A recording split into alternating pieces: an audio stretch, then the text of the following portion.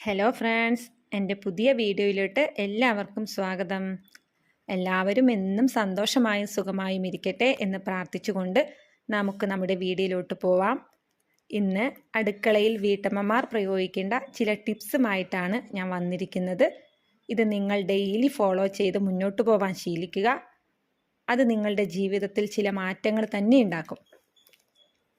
Okay, അപ്പോൾ കഴിഞ്ഞ വീഡിയോയിൽ ഒരു ഗോൾഡ് വാങ്ങണം എന്ന ഒരു ഗോൾ നമ്മൾ സെറ്റ് ചെയ്തിരുന്നു. എൻ്റെ ഫസ്റ്റ് വീഡിയോ നിങ്ങൾ കണ്ടിട്ടില്ലെങ്കിൽ ഒന്ന് പോയി കാണുക. അതിനായി കുറച്ച് പണം നമുക്ക് സേവ് ചെയ്യേണ്ടതായിട്ടുണ്ട് അല്ലേ? അപ്പം അതിനായുള്ള കുറച്ച് ടിപ്സ് ആയിട്ടാണ് ഈ വീഡിയോയിൽ ഞാൻ വന്നിട്ടുള്ളത്. എൻ്റെ അഭിപ്രായത്തിൽ നോക്കുകയാണെങ്കിൽ സേവിങ് സ്റ്റാർട്ട് ചെയ്യേണ്ടത് കിച്ചണിൽ നിന്ന് തന്നെയാണ്. അതിനാൽ കുറച്ച് കിച്ചൺ ടിപ്സുകളാണ് ഈ വീഡിയോയിലുള്ളത്. കുറച്ച് ടിപ്സ് ഈ വീഡിയോയിലുണ്ട്, അടുത്തത് വരും വീഡിയോയിൽ പറയാം. എൻ്റെ ഈ ചാനലും വീഡിയോയും നിങ്ങൾക്ക് ഇഷ്ടമാകുകയാണെങ്കിൽ ഇതൊന്ന് സപ്പോർട്ട് ചെയ്യുക, സബ്സ്ക്രൈബ് ചെയ്യുക, മറ്റുള്ളവരിലേക്ക് ഒന്ന് ഷെയർ കൂടി ചെയ്യുക. അപ്പോൾ നോക്കുക, നമ്മൾക്ക് ആദ്യമായിട്ട് നമ്മൾ സേവിങ്ങിന് ചെയ്യേണ്ട ആദ്യത്തെ കാര്യം നമ്മൾ ഗോൾ സെറ്റ് ചെയ്യുക എന്നതാണ് അല്ലേ? നമ്മൾ എന്തിനാണ് പണം സേവ് ചെയ്യുന്നത് എന്ന ലക്ഷ്യം നമുക്ക് ഉണ്ടാവണം. അങ്ങനെ ഉണ്ടെങ്കിൽ മറ്റ് സാധനങ്ങൾക്കുമേലുള്ള അനാവശ്യ ചെലവ് നമുക്ക് ഉണ്ടാവില്ല. അതായത് അനാവശ്യമായ സാധനം പർച്ചേസ് ചെയ്യാതിരിക്കും നമ്മൾ. അതിലൂടെ നമുക്ക് നമ്മുടെ ഗോള് നേടിയെടുക്കാൻ പറ്റും. രണ്ടാമത്തെ ടിപ്സ് എന്ന് പറയുന്നത്, ഇനി മാസം നമുക്ക് സാലറി വന്നാലുടൻ തന്നെ ചിലവുകൾക്കായുള്ള പണം മാറ്റിവെക്കുക. ചിലവുകൾക്കായി എന്ന് വെച്ചാൽ അതായത് മന്ത്ലി നമ്മൾക്ക് എന്തായാലും തീർച്ചയായിട്ടും വരുന്ന ചിലവുകളുണ്ട്. അതായത് കറണ്ട് ബില്ലുണ്ടാവാം, പാല്, പത്രം അല്ലേ? അതിനുള്ള പൈസ നമ്മൾ മാറ്റിവെക്കുക. അതിനുശേഷം സേവിങ്ങിനായി ഒരു 10% തുക നമ്മൾ മാറ്റിവെക്കുക. അതിനുശേഷം ബാലൻസ് എമൗണ്ട് നമ്മൾ ചിലവിനായിട്ട് എടുക്കുക. ഓക്കെ, തേർഡ് വൺ, മന്ത്ലി നമ്മൾ ലിസ്റ്റ് എഴുതുക. അതായത് വീട്ടിലേക്ക് വേണ്ടി വരുന്ന സാധനങ്ങളിൽ മന്ത്ലി ലിസ്റ്റ് എഴുതി വാങ്ങിക്കുക. അതിലപ്പുറമുള്ള സാധനങ്ങൾ വാങ്ങിക്കാതിരിക്കുമെന്ന് തീരുമാനിക്കുക. ആ ലിസ്റ്റ് എഴുതി കൊണ്ടുപോയ സാധനങ്ങൾ മാത്രം നമ്മൾ പർച്ചേസ് ചെയ്ത് വരിക.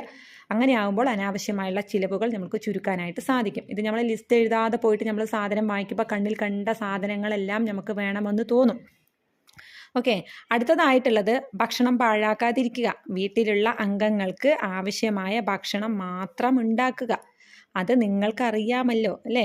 അരി, പരിപ്പ് മുതലായവ അളന്നുപയോഗപ്പെടുത്തുക, വേസ്റ്റ് ചെയ്യാതിരിക്കുക. നമ്മൾ വേസ്റ്റാക്കുന്ന ഓരോ സാധനങ്ങളും പണം കൊടുത്താണ് വാങ്ങിക്കുന്നത്. 1 രൂപയ്ക്ക് അതിൻ്റേതായ വിലയുണ്ട് എന്ന് നമ്മൾ തിരിച്ചറിയുക.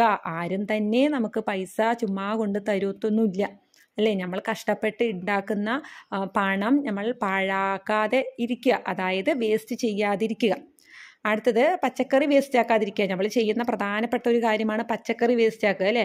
അതായത് ഒരുപാട് പച്ചക്കറി വാങ്ങി വയ്ക്കും, അതിലേതെങ്കിലുമൊക്കെ ചീഞ്ഞു പോകും, അതിനെ നമ്മൾ എടുത്ത് വലിച്ചെറിയും. ഈ വലിച്ചെറിയുന്ന ഓരോ പച്ചക്കറികളും ഓരോ സാധനങ്ങളും പൈസയാണെന്ന് നമ്മൾ കരുതണം. അപ്പോൾ പച്ചക്കറി വേസ്റ്റ് ആക്കാതിരിക്കുക. നമ്മൾ ചെക്ക് ചെയ്യുക, പെട്ടെന്ന് കേടായി പോകുന്ന വെജിറ്റബിൾസ് ചെക്ക് ചെയ്ത് നോക്കുക. അത് കേടായി പോകുമെന്ന് തോന്നുന്നവ വേഗം ഉപയോഗിക്കുക. ഇനി അടുത്തതായിട്ട് ഞാൻ പറയുന്നത്, വല്ലപ്പോഴും ഒരു തവണ ഉപയോഗിക്കാനായി മാത്രം ചില സാധനങ്ങൾ നാം വീട്ടിൽ വാങ്ങിച്ചേർക്കാറുണ്ട് അല്ലേ? അതായത് നമ്മൾക്ക് പലതിലും വീഡിയോകളൊക്കെ കണ്ടിട്ട് ഒരു എക്സൈറ്റഡ് ആയിട്ട് നമ്മൾ കേക്ക് ഉണ്ടാക്കാനും മറ്റും ബേക്കിംഗ് പൗഡർ, കൊക്കോ പൗഡർ, കൂടാതെ വാനില എസൻസ് തുടങ്ങി ഒരുപാട് സാധനങ്ങൾ അനാവശ്യമായിട്ട് വീട്ടിൽ വാങ്ങി വയ്ക്കും. ഒറ്റ തവണയെ നമ്മൾ യൂസ് ചെയ്യുള്ളൂ. ഇതിനായി വേസ്റ്റ് ആക്കുന്ന പണം ഉണ്ടെങ്കിൽ അതിൽ പകരം കേക്ക് തന്നെ കടയിൽ നിന്ന് വാങ്ങി നമ്മൾക്ക് കഴിക്കാം അല്ലേ? പൈസയും ലാഭമാണ്, സമയം ലാഭമാണ്. അടുത്തായി ഞാൻ പറയുന്നത്, വേസ്റ്റാക്കി കളയുന്ന പല സാധനങ്ങളും പൈസ കൊടുത്താണ് വാങ്ങിക്കുന്നതെന്നുള്ള ചിന്ത നമുക്ക് എപ്പോഴും ഉണ്ടാവണം അല്ലേ? അപ്പോൾ അതിന് നമ്മൾ ഉപയോഗിക്കുക. പിന്നെ ആദ്യമായിട്ട് നിങ്ങൾ ടേസ്റ്റ് ചെയ്യാൻ പോകുന്ന, നമ്മൾ ഫസ്റ്റായിട്ട് കഴിക്കാൻ പോകുന്ന ചില ഫുഡ് ഐറ്റംസ് ഉണ്ടാവും. അപ്പോൾ നമ്മളത് ഓർഡർ ചെയ്യും, അല്ലെങ്കിൽ പോയി അത് കഴിക്കും. അങ്ങനെ കഴിക്കുന്ന സമയത്ത് അത് കുറച്ച് മാത്രം ഓർഡർ ചെയ്ത് കഴിക്കുക. ഭക്ഷണങ്ങൾ കുറഞ്ഞ അളവിൽ മാത്രം വാങ്ങിച്ച് കഴിക്കുക. കാരണം അത് നമ്മൾക്ക് ടേസ്റ്റ് ചെയ്തത് ഇഷ്ടപ്പെട്ടില്ലെങ്കിൽ നമ്മളത് വെറുതെ വേസ്റ്റാക്കി കളയണം. അവിടെ പൈസയാണ് നമ്മുടെ പോകുന്നത്. അപ്പോൾ ഇഷ്ടമായെങ്കിൽ പിന്നെ നമുക്ക് വാങ്ങി കഴിക്കാമല്ലോ. അപ്പോൾ ആദ്യമായിട്ട് നമ്മൾ ടേസ്റ്റ് ചെയ്യാൻ പോകുന്ന സാധനങ്ങൾ കുറഞ്ഞ അളവിൽ മാത്രം വാങ്ങി അത് ടെസ്റ്റ് ചെയ്തൊന്ന് നോക്കുക.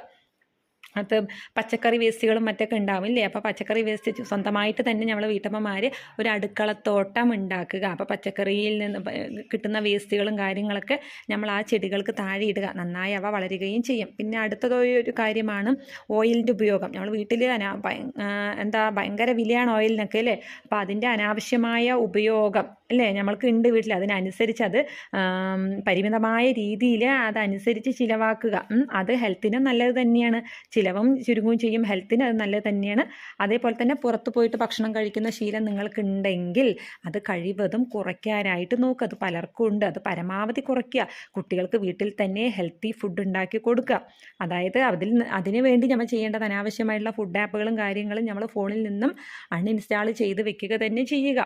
അടുത്തതായിട്ട് ഞാൻ പറയുന്നത് സീസണൽ വെജിറ്റബിൾസും ഫ്രൂട്ട്സൊക്കെ വാങ്ങി കഴിക്കുക. സീസൺ അനുസരിച്ച് വരുന്ന വെജിറ്റബിൾസ് വാങ്ങിക്കുക. അപ്പോൾ ആ സീസണിൽ വരുന്ന വെജിറ്റബിൾസിനും ഫ്രൂട്ട്സിനൊക്കെ വില കുറവായിരിക്കും. അതുമൂലം ധാരാളം ഫ്രൂട്ട്സും നമുക്ക് വെജിറ്റബിൾസൊക്കെ കഴിക്കാം, പൈസയിൽ ലാഭമാക്കാൻ പറ്റും. ഇനി ഏറ്റവും പ്രധാനപ്പെട്ട കാര്യം നിങ്ങൾക്ക് സേവ് ചെയ്യാൻ പറ്റുന്ന ഒരു കാര്യം എന്ന് വെച്ചാൽ ഏറ്റവും പ്രധാന കാര്യം ഷോപ്പിലും മറ്റും പോയിട്ടൊക്കെ വരുന്ന ബാലൻസ് എമൗണ്ട് ഉണ്ടാവും അല്ലേ. നമ്മൾ കടകളിലേക്ക് മക്കളെ ഡെയിലി എന്തിനേലും അയക്കും. അങ്ങനെ പോയിട്ട് തിരിച്ചു വരുമ്പോൾ നമ്മുടെ കയ്യിൽ ഉണ്ടാവുന്ന പൈസ, അത് കോയിനായിക്കോട്ടെ, 10 രൂപയാവാം, 5 രൂപയാവാം, എത്ര രൂപയാണെങ്കിലും അത് ഒരു കുടുക്കയിൽ ഇട്ട് വെക്കാൻ നോക്കുക. കുടുക്ക മണി, അതായത് പൈസ ഇട്ട് വെക്കുന്ന കുടുക്ക നിങ്ങൾക്ക് അറിയാമല്ലോ, അതിൽ ഇട്ട് വെക്കാൻ നോക്കുക. എത്ര ഒരു രൂപയാണ് ബാലൻസ് കിട്ടിയാൽ പോലും അതിലിട്ട് വെക്കുക.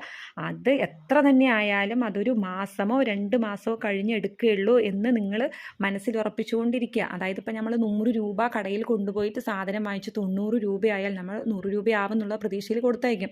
90 രൂപയായിട്ടുണ്ടെങ്കിൽ ബാക്കി 10 രൂപ കൊടുക്കയിലിടുക. അതുപോലെ നമ്മൾ മീൻ വാങ്ങിക്കുമ്പോൾ ഒക്കെ നമ്മുടെ കയ്യിൽ 10 15 ഒക്കെ ആയിട്ട് ബാലൻസ് എമൗണ്ട് നമ്മൾ കിട്ടും. മീനിൻ്റെ വില കുറച്ചിട്ട് ഇപ്പോൾ 160 പറഞ്ഞാൽ നമ്മൾ 150 രൂപ അയാൾക്ക് കൊടുക്കും അല്ലേ. 10 രൂപ നമുക്കതിൽ മിച്ചുക.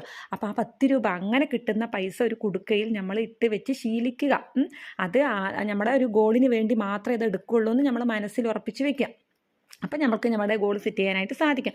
പിന്നെ അടുത്തതായി മക്കളെ നിങ്ങൾക്ക് ചെയ്യാൻ പറ്റുന്ന അടുത്തൊരു കാര്യം കലണ്ടർ സേവിങ് ആണ്. അതായത് ഒരു കലണ്ടറിൽ ഒരു 30 ദിവസം 31 ദിവസം ഉണ്ടാവും. അപ്പം നമ്മൾ ആ കലണ്ടറിൽ ഓരോ ദിവസത്തിനും അനുസരിച്ചുള്ള തുക നമ്മൾ കുടുക്കയിൽ നിക്ഷേപിക്കുക. നിങ്ങൾക്ക് പറ്റുമെങ്കിൽ ട്രൈ ചെയ്ത് നോക്കുക. അതായത് ഒന്നാമത്തെ ദിവസം 1 രൂപ, 2 രൂപ, 3 രൂപ, അങ്ങനെ 30 ദിവസം 30ാമത്തെ ദിവസം 30 രൂപ, അങ്ങനെ നമ്മൾ സേവ് ചെയ്ത് വെക്കുക. ഒരു മാസം നമ്മൾ അറിയാതെ തന്നെ നമ്മൾ അതിലൊരു 431 ദിവസത്തിന് 496 രൂപ നമ്മൾക്ക് സേവ് ചെയ്യാനായിട്ട് സാധിക്കും. അപ്പോൾ ഈ 496 രൂപയും പിന്നെ നമ്മൾക്ക് ഷോപ്പിൽ പോയി കിട്ടുന്ന ബാലൻസ് എമൗണ്ട് എല്ലാം കൂടി നോക്കിയാൽ എങ്ങനെ പോയാലും ഒരു 1000-1500 രൂപ 2 മാസത്തിൽ നിങ്ങൾക്ക് സേവ് ചെയ്യാനായിട്ട് സാധിക്കും. അപ്പോൾ എൻ്റെ ഈ ടിപ്സുകളൊക്കെ നിങ്ങൾക്ക് ഇഷ്ടപ്പെട്ടു എന്ന് വിചാരിക്കുക. ഇത് പെട്ടെന്ന് എടുത്തിട്ടുള്ള ഒരു വീഡിയോ ആണ്. നിങ്ങളിത് കാണുക. കണ്ട് ഈ പറഞ്ഞ ടിപ്സുകൾ ഫോളോ ചെയ്ത് അത്യാവശ്യം ഒരു പണമെല്ലാം നമ്മൾ സേവ് ചെയ്ത് നോക്കാനായിട്ട് ശ്രമിക്കുക. ഓക്കെ, എൻ്റെ അടുത്ത വീഡിയോയിൽ കാണുന്നത് വരെ ബൈ.